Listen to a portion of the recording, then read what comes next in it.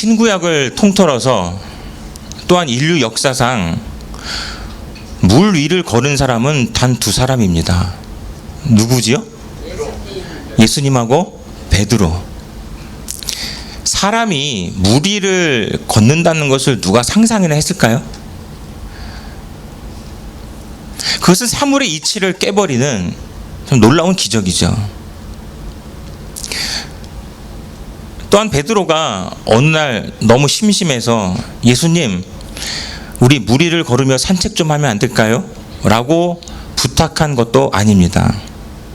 그러면 어떻게 해서 베드로가 물 위를 걷게 되었느냐 하면 예수님이 먼저 물 위를 걸어 오셨기 때문에 그것을 보고 나도 걷고 싶다 한 것이 걷게 된 동기가 된 것이죠. 이 얘기는 거꾸로 말하면 만약에 예수님이 물 위를 걸어 오시지 않았더라면 베드로는 물 위를 걷고 싶다는 생각을 했을까요? 안 했을까요? 안 했죠. 그런 생각을 어떻게 합니까? 그런 생각 자체를 못했을 것이고, 그러니까 당연히 예수님 물 위를 걷게 해주세요라고 예수님께 요청하지도 않았을 것이고, 그러면 당연히 물 위를 걸었을 리가 없지요. 같은 얘기지만 사람이 말씀으로 귀신을 쫓아내고 병을 고치고 죽은 자를 살려낸다? 만약에 예수님께서 이 모습을 보여주시지 않았더라면 제자들이 과연 이 일을 할 수 있었을까요? 누가복음에 보면 예수께서는 12제자 외에 70명의 제자를 따로 세우셨다라는 그런 기록이 있습니다. 70명을 따로 세워서 예수님이 가시려는 동네의 그 각 지역으로 2명씩, 몇 명씩? 2명씩 앞서 보내셨다, 이렇게 기록하거든요. 누가복음 10장 1절입니다. 그 후에 주께서 따로 70인을 세우사 친히 가시려는 각 동네와 각 지역으로 둘씩 앞서 보내시며, 그러면 그들의 역할, 할 일이 무엇이었느냐 하면 8절 9절입니다. 어느 동네에 들어가든지 너희를 영접하거든 너희 앞에 차려놓은 것을 어떻게 하라? 먹고 맛있게 먹으라는 거예요. 맛있게 먹고 9절 함께 있습니다. 거기 있는 병자들을 고치고 또 말하기를 하나님의 나라가 너희에게 가까이 왔다 하라. 음식을 차려주면 맛있게 먹고 거기에 있는 병자를 고치고 그 다음에 복음을 전하라는 그 사명을 띠고 70명의 제자들이 따로 세움을 받아서 2명씩 앞서 갔다라는 것이에요. 그런데 그들이 돌아와서 하는 말을 들어보세요. 17절 함께 있습니다. 70인이 기뻐하며 돌아와 이르되 주여 주의 이름이면 귀신들도 우리에게 항복하더이다. 예수님께서는 귀신 쫓으라고 하신 것이 아니라 병자 고치라고 했는데 70명의 제자들의 보고는 병자 고치고 왔습니다 라고 보고한 것이 아니라 주의 이름이면 귀신들도 우리에게 항복하더이다, 이렇게 보고를 합니다. 그렇다면 귀신 쫓는 것과 아픈 병자들을 고치는 것과는 매우 밀접한 연관이 있다 없다? 그거 있다라는 얘기죠. 병의 많은 부분은 귀신 짓이라는 것을 성경이 말해주고 있습니다. 그러면 우리가 여기서도 생각해 보자고요.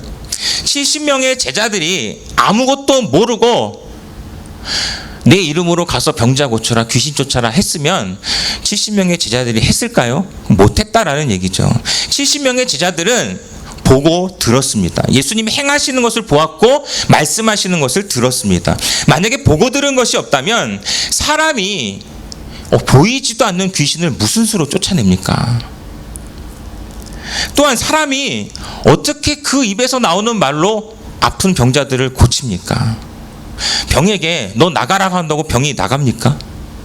이거는요, 상상할 수 없는 일이죠.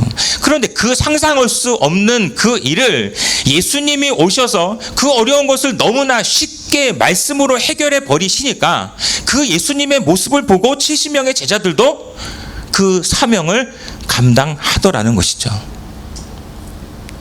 그런데 말입니다. 예수님의 능력으로 물 위를 걸은 베드로, 그리고 예수님의 능력으로 귀신 쫓고 병 고쳤던 70명의 제자들, 그런데 그들은 예수님이 잡혀가실 때 뭐 하고 있었죠? 아니, 물 위를 걷는 그 놀라운 기적을 경험한 베드로도 그렇고 예수님과 똑같이 능력을 행했던 70명의 제자들도 그렇고요. 예수님이 십자가에 못 박히실 때 그들은 도대체 어디서 뭘 하고 있었을까요? 또 그들은 예수님이 부활하셨을 때 그들은 도대체 어디서 무엇을 하고 있었냐는 겁니다. 이해할 수 없지만 70명의 제자들은 어디서 뭐 했는지 흔적조차도 없습니다. 베드로, 우리 다 아시다시피 예수님을 모른다고 3번 부인했죠. 그리고 나서 얼마나 좌절과 절망, 이 죄책감 속에서 베드로가 지내야 했습니까? 예수님이 분명 다시 살아날 것이다라고 몇 번을 말씀하셨지만 12 제자들도 마찬가지고 물 위를 걸었던 베드로도 마찬가지고 예수님과 똑같은 능력을 행했던 70명의 제자들도 마찬가지로 예수님의 부활을 믿고 사모하고 기다린 사람은 아무도 없었다라는 얘기예요. 그러면 베드로가 물 위를 걸었다고 베드로의 믿음이 다른 사람들보다 특출나게 좋아진 거예요? 그건 아니라는 얘기죠. 70명의 제자들도 마찬가지입니다. 예수 이름을 사용해서 귀신 쫓고 병든 자들을 고치는, 주님이 오시기 전까지 그 어느 누구도 행하지 못한 일을 주님께서 명령하시고 가서 순종하니까 되더라. 아니, 주님과 같은 능력을 행했던 70명의 제자들도 그렇게 그런 능력을 행했음에도 불구하고 그 어떤 사람들보다 믿음이 좋아졌느냐? 그것은 아니라는 거죠. 이런 것을 보면 사람들의 연약함은 아무리 초자연적인 이 능력과 이적을 경험했을지라도 그 경험이 예수님을 향한 절대적인 믿음이 되지는 못한다라는 것입니다. 그렇게 본다면 출애굽한 이스라엘 백성들의 그 불신앙, 기도하지도 않고 원망부터 불평부터 하는 이스라엘 백성들의 불신앙이 조금은 이해가 된다라는 얘기예요. 아니 어떻게 그런 엄청난 능력과 이적을 경험했음에도 불구하고 어쩜 그렇게 믿음이 없을 수가 있냐 했을 때에 믿음이 없을 수 있다 없다? 있다라는 얘기예요. 그럼 혹시 더 센, 더 강한, 진짜 더 엄청난 기적을 경험하게 되면 그들이 믿었을까요? 그래서 제가 생각해 봤습니다. 200만 명 이상의 이스라엘 백성들이 홍해바다를 건넌 것과 베드로가 물 위를 건넌 것과 어느 것이 더 큰 기적일까요? 제가 한번 따져봤거든요. 사람 수로 따지면요 200만 명 이상 그 엄청난 그 사람이 홍해바다를 건넜습니다. 그 엄청난 사람이 경험을 한 거죠. 바다가 갈라졌다. 그리고 그 바다 밑을 땅으로 육지처럼 건너갔다. 200만 명 이상이 경험한 것이냐 아니면 베드로 한 명이 경험한 것이냐라고 따지면 왠지 홍해바다 사건이 더 큰 기적 같기도 하거든요. 그런데 또 이렇게 생각해 보니까요 200만 명은요 바다가 갈라진 그 밑으로 갔고요. 베드로는요 물 위를 걸었어요. 이 물이 베드로를 받치고 있었습니다. 근데 이렇게 따지니까요 더 헷갈리더라고요. 답이 안 나와요. 그러다가 제가 하나님께 한번 이렇게 물었습니다. 하나님, 구약에서는 바다가 갈라지고 신약에서는 바다 위를 걷고 이것을 짬뽕 해가지고요 만약에 200만 명 이상의 이 출애굽한 이스라엘 백성들이 홍해바다를 갈라서 육지처럼 건넌 것이 아니라 홍해바다를 물 위로 건너서 갔더라면 혹시 그들에게 믿음이 있지 않았을까요? 하나님 왜 그렇게 하지 않았을까요? 아니 하나님이 원하시면 충분히 그럴 수 있지 않을까요? 그러면 더 엄청난 기적인가요? 바다가 갈라져서 바다 밑으로 건너간 것과 바다 물 위로 건너간 것과 생각하면 그럼 그게 더 큰 기적일까요? 그런데 제 마음에 다가오는 답은 뻔한 것이었습니다. 그들은 물 위로 건넜을지라도 여전히 불평과 원망했을 것이다. 왜냐하면요 예수님의 제자였고 예수님과 함께 다니고 예수님과 함께 무리를 걸은 베드로가 그러면 믿음이 좋아졌어야 되잖아요. 맞죠? 그런데 무리를 걸은 베드로가 믿음이 좋아졌어요? 그거는 아니더라는 거죠. 그렇다면 그런 능력을 경험하고도 믿음이 아주 특출나게 좋아진 것이 아니라면 출애굽한 이스라엘 백성들이 홍해 바다를 물 위로 건넜을지라도 그들에게 믿음이 생겼을 거라고 생각하기는 좀 어렵다라는 그런 결론이 내렸습니다. 이것은 기적이라는 것은요, 놀라운 것이죠. 근데 이 기적이라는 것은 자기 경험은 주지만 그 경험이 결코 내 믿음은 될 수 없습니다. 이것은 출애굽 1세대들도 그랬고 예수님 시대에 이스라엘 백성들도 그랬고요. 베드로도 그랬고요. 70명의 제자들도 그랬고요. 오늘 우리들도 이 한계를 벗어나지는 못합니다. 기적을 경험한 것이 결코 내 믿음이 아니라는 것이죠. 인정하시기 바랍니다. 그래서 병고침을 받았어도 그 사람의 믿음이 확실히 더 크게 자라느냐? 그건 아닙니다. 귀신 쫓아내지면 그 사람이 믿음의 사람이 되느냐? 그것도 아닙니다. 특별한 기적을 보고 경험한다 했을지라도 그 사람이 믿음의 사람이 되느냐? 아니라는 얘기예요. 오늘날은 아예 기적조차도 부정하는 시대라서 사실 더 심각한 상황일지도 모릅니다. 그러면 어떻게 해야 믿음의 사람이 될 수 있는 것일까요? 그것은 따라합니다. 훈련밖에 없다. 신명기 8장 2절 함께 있습니다. 내 하나님 여호와께서 이 40년 동안에 내게 광야길을 걷게 하신 것을 기억하라. 이는 너를 낮추시며 너를 시험하사 내 마음이 어떠한지 그 명령을 지키는지 지키지 않는지 알려 하심이라. 너를 낮추시며 말씀에 순종하는지 안 하는지 너를 시험하사. 자, 낮추고 겸손케 하고 순종하는지 안 하는지 지금 이것을 테스트하는, 시험하는, 그러니까 겸손과 순종의 훈련 기간이 바로 광야 생활 40년이었다라는 것입니다. 자기를 낮추는 자, 겸손한 사람은 하나님을 의지하고 하나님의 말씀에 순종합니다. 이것 때문에 40년 동안 광야 길을 걷게 하셨다라는 것.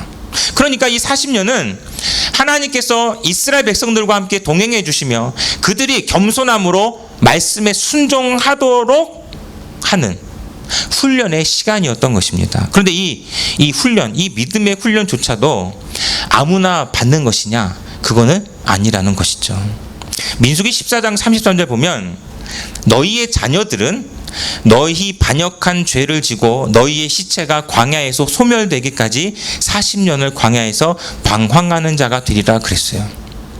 그러니까 광야 40년이 출애굽 1세대들에게는 죽기 위해서, 뭐 하기 위해서? 출애굽 1세대들은 죽기 위해서 죽을 차례를 기다리는 시간들이었습니다. 맞습니까? 반역한 죄를 지고 너희의 시체가 광야에서 소멸되기까지. 그러니까 그들은 기다리는 거예요. 자기들이 죽기를. 그런데 그런 광야의 시간, 같은 시간대를 살았음에도 1세대들에게는 죽기를 기다리는 시간이요. 그러나 2세대들에게는 겸손과 말씀의 순종을 위해 믿음을 키워나가는 시간들이었다라는 것. 그러면 그렇다고 해서 2세대들에게 1세대들보다 더 특별한 기적을 보여주셨느냐? 그것도 아니거든요. 다만 추가된 것이 있다면 하나님의 전능하신 그 능력을 경험하고도 하나님을 믿지 못해서 기도부터 하지 않고 불평하고 원망한 이 부모 세대들이 어떻게 하나님께 버림받는지 그 2세대들은 눈으로 봐야 했습니다. 여러분, 장정만 60만이에요. 장정만, 남자 장정만. 그럼 여자까지 합치면 몇 명이겠어요? 120만이죠. 우리 그럼 더 하지 말고 그냥 120으로 칩시다. 120만 명이에요. 아이들 빼고 120만 명이 38년 동안 죽는다고 계산을 해보니까요. 평균 하루에 몇 명씩 죽었나 보니까 하루에 약 90에서 100명씩 죽었어요. 그러니까 부모 세대들이 하룻밤 자고 일어나면 몇 명 죽었다? 그냥 100명씩 죽어나가요. 그러면 그 장례는 어떻게 한대요? 예? 그냥 100명씩 죽어나가요. 보통 일이 아니죠. 그런데 죽어야 되는 사람들은 죽어나가고 살아있는 사람들은 날마다 예배하게 하셨습니다. 날마다 예배해라. 7일마다 예배해라. 매월 예배해라. 매년 예배해라. 절기를 지켜라. 그렇게 모든 순간 하나님을 생각하고 하나님을 만나게 하셨습니다. 그런데 하나님의 그 놀라운 기적을 보고도 믿음이 없었던 사람들이었지만 날마다 예배 가운데 하나님을 찾고 만나게 되니까 겸손함으로 말씀에 순종하게 되고 그리고 그들에게 믿음이 생기더라는 것이죠. 자, 드디어 38년이 지났습니다. 출애굽 1세대들이 다 죽고 이제 드디어 가나안 땅을 눈앞에 두고 있습니다. 38년 만에 가데스 바네아에 다시 집결했습니다. 여기가 어떤 곳인지 아시죠? 12명 정탐 보냈다가 10명이 못 간다고 그 불평원망해가지고 그때부터 지금 돌아온 거예요. 다시 가데스 바네아에 집결했습니다. 거기서 모세도 죽고 모세에 이어서 여호수아가 이스라엘의 지도자가 됩니다. 이때에 여호수아가 정탐꾼을 보냈는데요. 각 지파별로 한 명씩 뽑아가지고 12명을 보냈던 이 38년 전과는 달리 이번에는 몇 명만? 이번에는 2명만 뽑아서 보냅니다. 왜냐하면 믿음 없는 사람 10명 가봤자 소용있다 없다? 아무 소용없다는 거죠. 여호수아가 뼈저리게 느꼈잖아요. 그래서 이번에는 믿음 있는 사람 2명만 뽑아서 보냈는데 2명의 정탐꾼이 기생 라합의 집에 들어가서 거기서 정보를 얻고 돌아와서 하는 말이 뭐냐? 여호수아 2장 24절 함께 있습니다. 또 여호수아에게 이르되 진실로 여호와께서 그 온 땅을 우리 손에 주셨으므로 그 땅의 모든 주민이 우리 앞에서 간담이 녹더이다 하더라. 그러면 우리 2세대들이 한 보고서를 한번 분석해 봅시다. 38년이 흐르는 동안 몇 년? 여러분 38년이 흐르는 동안 1세대들이 보고했던 이 거인 같았던 가나안 땅 사람들의 그 덩치가 줄어드는 걸까요? 아니죠. 그러면 38년 동안 메뚜기 같았던 이스라엘 백성들의 그 작은 덩치가 갑자기 거인으로 커졌던 것일까요? 그것도 아닙니다. 그런데 아니 어떻게 38년 만에 보고가 완전히 달라질 수 있었을까요? 답은 뻔하죠. 그들의 덩치나 이스라엘 백성들의 덩치나 달라진 것은 있다 없다? 하나도 없습니다. 그러나 달라진 것이 있다면 정탐하고 돌아오는 그들의 시선이 달라진 것이죠. 10명의 정탐꾼이 볼 수 없었던 전능하신 하나님, 역사하신 하나님, 가나안 땅으로 이끄시는 하나님을 38년이 지난 후에는 이 2명의 정탐꾼들이 그 전능하신 하나님을 보더라는 것입니다. 그들의 보고 속에는요, 그들의 그 땅의 주민들이 어떻고 저떻고 뭐 그런 보고가 없습니다. 그들의 덩치가 어떤데 이런 보고도 없습니다. 그들의 보고는 하나님께서 우리에게 그 땅을 주셨다. 시작. 하나님께서 우리에게 그 땅을 주셨다. 이것이 그들의 핵심 보고였다라는 것이에요. 다른 거 다 필요 없어요. 하나님께서 우리에게 그 땅을 주셨다. 아니 하나님이 그 땅을 우리에게 주신다는데 누가 감히 안 돼요 할 수 있어요? 누가 감히 그게 되겠소 할 수 있어요? 이 믿음이 생겼다는 거야. 보이지 않았던 하나님이 보이기 시작했다라는 것이죠. 그런데 이 믿음을 통해서요, 하나님은 능력을, 기적을 행하십니다. 하나님께서는 여호수아에게 이렇게 말씀하셨어요. 여호수아 3장 8절 너는 언약궤를 맨 제사장들에게 명령하여 이르기를 너희가 요단 물가에 이르거든 요단에 들어서라 하라. 여러분 이 말씀이 왜 중요하냐 하면 요단 강물이 갈라지지도 않았는데 먼저 들어가라는 얘기입니다. 아마 출애굽 1세대들 보고 이렇게 하라고 하면요, 그들이 아멘 할렐루야 했을 리가 없죠. 그들은 당장에요, 우리를 물에 빠져 죽이려고 한다. 당장 원망하고 불평했을 거죠. 그러니까 그들의 수준은 홍해 바다가 갈라지고 나서 건너는 수준입니다. 맞죠? 예. 출애굽 1세대들의 수준은 홍해 바다가 갈라지고 나서 물이 갈라졌네. 그리고 건너는 수준이 그들의 수준이에요. 그런데 같은 상황인데 지침이 다릅니다. 물에 먼저 들어가라는 것이에요. 그리고 여호수아가 하나님의 명령을 받아서 이스라엘 백성들에게 전하는데 이렇게 전합니다. 13절 함께 있습니다. 온 땅에 주 여호와의 궤를 맨 제사장들의 발바닥이 요단 물을 밟고 멈추면 요단 물 곧 위에서부터 흘러내리던 물이 끊어지고 한 곳에 쌓여 서리라. 여호수아가 믿음 가지고 이렇게 고백하는 거예요. 하나님은 요단 물로 들어가라. 그런데 여호수아는 들어가면 하나님이 하실 것이다. 그러니까 너희는 어떻게 해라? 기냥해라. 예. 기냥해라. 예. 그러면 이제 순종 하나 안 하나는 맨 앞에 있는 제사장들의 몫이죠. 맞습니까? 제사장들이 여호수아에게 당신 미쳤어? 그러면 끝이에요. 그런데 들어가라고 했으니 가겠습니다 하고 들어가면 그때는 누가 역사하신다?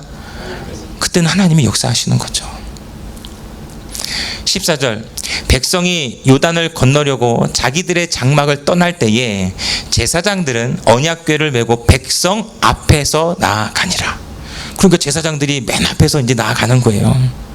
15절 요단이 곡식 거두는 시기에는 항상 언덕에 넘치더라. 하나님도 참 괴짜시죠. 왜 하필 이럴 때 건너라고 하신대요? 그렇죠. 아니 좀 물이 없는 때에 건너라고 하시면 얼마나 좋겠어요. 그런데 하필 이때는 물이 넘치는 때예요. 하나님 너무너무 재밌으세요. 물이 가장 많은 때에 건너라고 명령하셨죠. 그런데 15절 끝에 한번 보면 함께 있습니다. 궤를 맨 자들이 요단에 이르며 발이 물가에 잠기자. 여러분 기적이 일어났습니다. 제사장들의 발이 물가에 잠기자 어떤 능력이 나타났다. 이것이 기적이 아니라요. 궤를 맨 제사장들이 그냥 갈라지지도 않은 요단강에 들어간다. 여러분 이건 정말 놀라운 기적 아닙니까? 갈라지지도 않은 요단강에 발을 들이댑니다. 넘치는 요단강물에 발을 들이댑니다. 들어간다라는 것이에요. 여호수아가 먼저 앞에 서서 하나님 물을 멈춰 주옵소서 기도하고 물이 멈추니까 요단강을 건넜더라 이런 수준이 아닙니다. 그런 수준은 홍해바다 건넜던 1세대들의 수준이고요. 지금 2세대들의 수준은 요단강 물이 아무런 움직임도 없다라는 것이에요. 그런데 딱 하나 보이지 않는 하나님이 보인다는 것, 하나님의 능력이 보인다라는 것. 그러니까 하나님이 들어가라 했으니 우리는 들어간다 이거죠. 하나님이 하라 했으니 우리는 한다라는 거죠. 시작.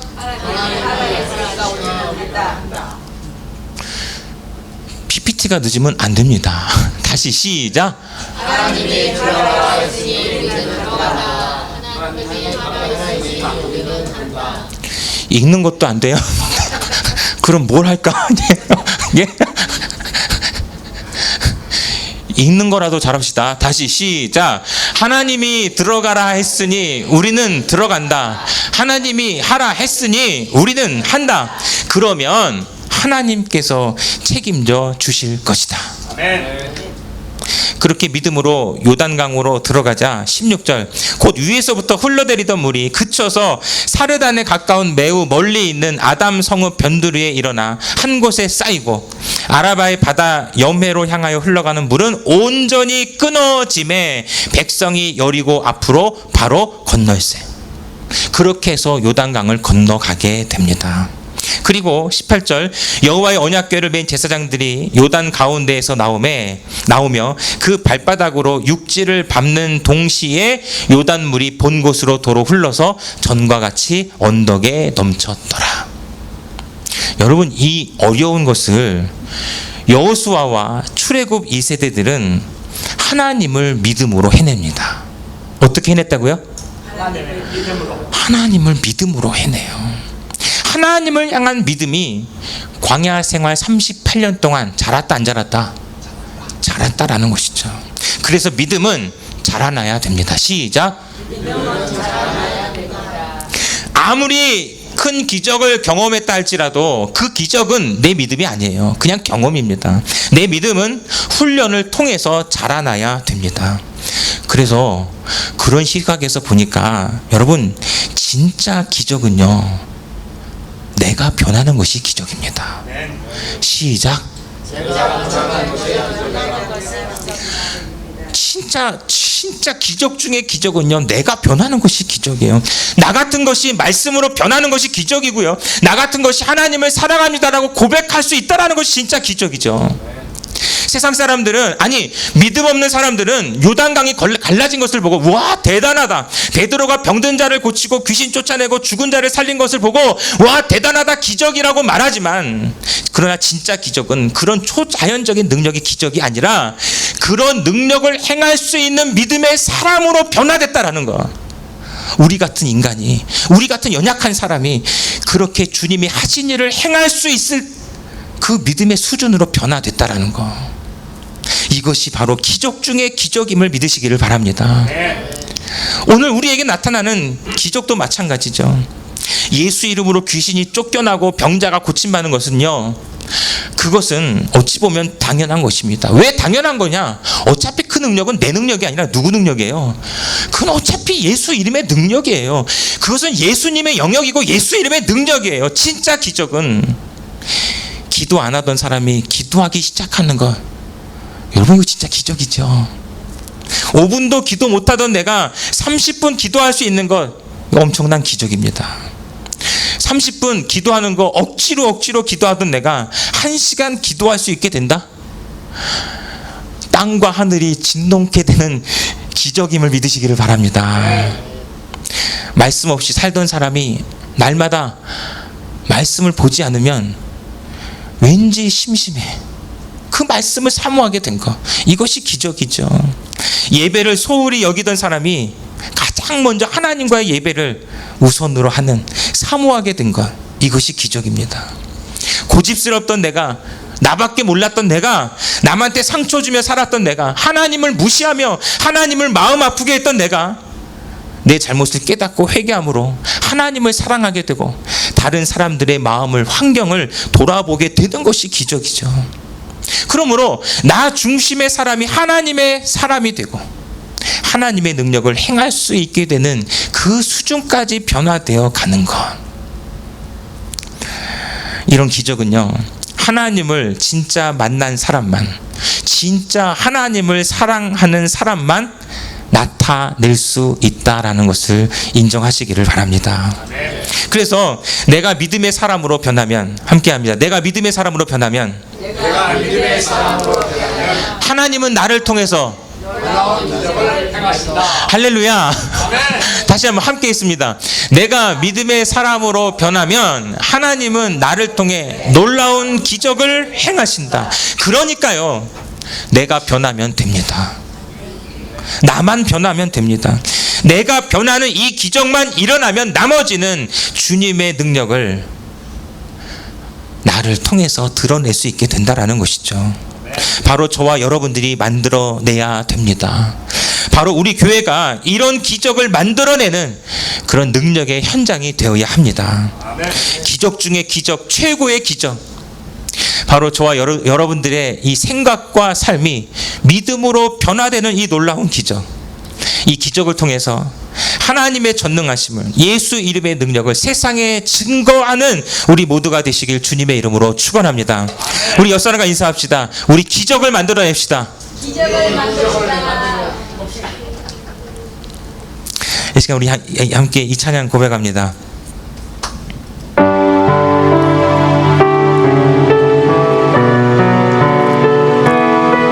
예수님이 바로 나의 힘임을, 나의 기쁨이고 소망 되심을 고백합니다. 예수는 내 힘이요, 나의 기쁨, 내 참 소망, 그 이름의 새 삶의 이유라. 내가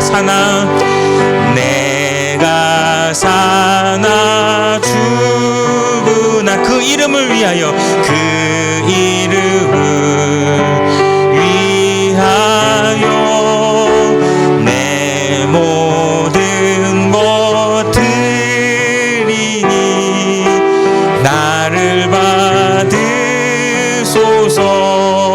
오직 주만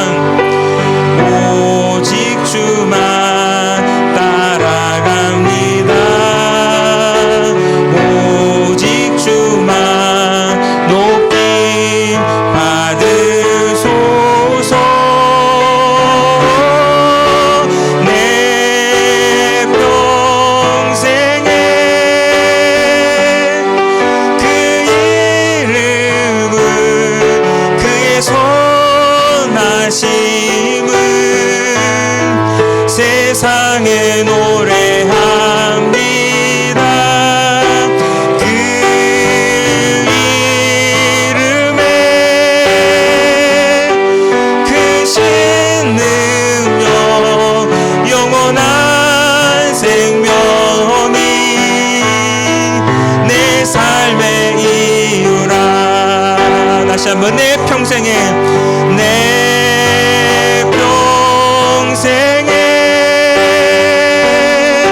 그 이름을, 그의 선하심을 세상에 노래합니다. 그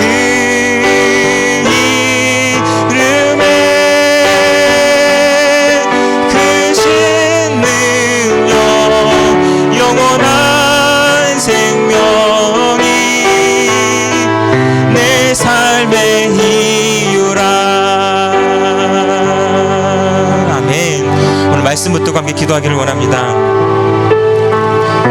성경에 놀라운 기적들이 많이 있지만 그 기적들이 사람들을 믿음의 사람으로 만들어준 것은 아닙니다. 우리를 믿음으로 이끄는 것은 겸손함으로 말씀에 순종하는 그 훈련을 통해 우리의 믿음은 자라나는 것이죠. 그런 의미에서 여러분, 진짜 기적은 바로 내가 변하는 것입니다. 내가 변하는 것이 정말 최고의 기적 중에 기적이라는 것이죠.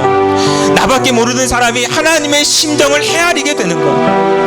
남을 무시하면서 자기 교만으로 살았던 사람이 자신의 초라함을 깨닫고 눈물로 펑펑 울며 하나님 앞에서 회개할 수 있는 것이 기적이고요. 고집으로 충만했던 사람이 성령으로 충만한 사람이 되는 것, 이런 변화가 기적입니다. 예수 이름으로 기도하기 시작하고, 예수 이름으로 귀신 쫓기 시작하고, 예수 이름으로 병든 자에게 손 얹고 병을 고치는 이런 놀라운 기적까지 나아가는 것. 바로 이 믿음은 바로 겸손과 말씀의 순종, 이 훈련을 통해서 이루어진다는 것이죠. 내가 변화되는 기적으로, 내가 변화되는 진짜 놀라운 기적, 이 기적을 통해서 예수 이름의 능력을 나타내는 믿음 있는 성도 되게 하여 주시옵소서.